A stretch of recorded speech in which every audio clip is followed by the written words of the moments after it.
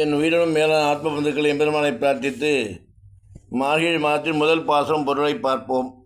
கோதை பிறந்தபோர் கோவிந்தன் வாழுமோர் சோதிமணிமாடம் தோன்றுமோர் நீதியால் நல்லபத்தர் வாழ்மோர் நான் மறைகள் ஓதுமோர் வில்லிபுத்தோர் வேதக்கோனூர் பாதகங்கள் தீர்க்கும் பரம் நடிகாட்டும் வேதம் அனைத்துக்கும் வித்தாகும் கோதை தமிழ் ஐந்து மரியாதை மாற்ற வையம் சுமப்பது வம்பு என்று கூறிக்கொண்டு பாசுரத்தை பார்ப்போம். மார்கழி திங்கள் மதி நிறைந்தநாளால் நீராடப் பொதுவேர் பொதுகினோ நேரீர் சீர்மல்குமாய் வாடிச் செல்வத்திருமீகாள் கூர்வேல் குடந்தொழிலன் நதகோபன் குமரன் ஏராந்த கண்ணிரு சோதேடம் சிங்கம் கார்மேனிச் செங்கண் கதுமரியம் போல் முகத்தான் நாராயணனே நமக்கே மறு சொல்வான் பரோர் புகழப்பழிந்தேரோரும்பாவாய்.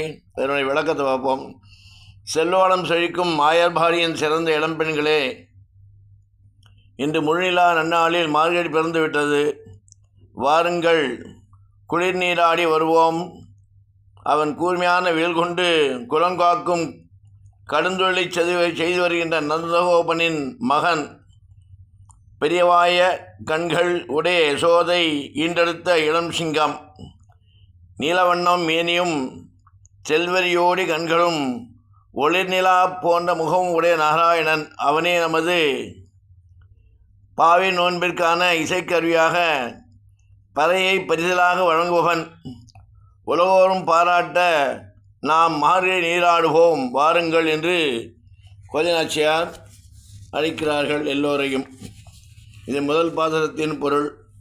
திருவாடிப்புறத்து ஜெகத்துதித்தால் வாழிகை, திறப்பாவை 30 செப்பினால் வாழிகை, பெரியாழ்வா பெற்றெடுத்த பெண்பிள்ளாய் வாழியை, பெருமோதோ மாமணிக்கு பின்னானால் வாழியை, 143 உரைத்தாள் வாழியை, வேகங்கக்கே கன்னி உகந்ததைத்தாள் வாழியை, மறுவாரம் திருவள்ளி வளநாடு வாழியை, வன்புதுவை நகர்கோதை ஆண்டாளின் திவ்ய மலர் பதங்கள் வாழிய வாழியவே.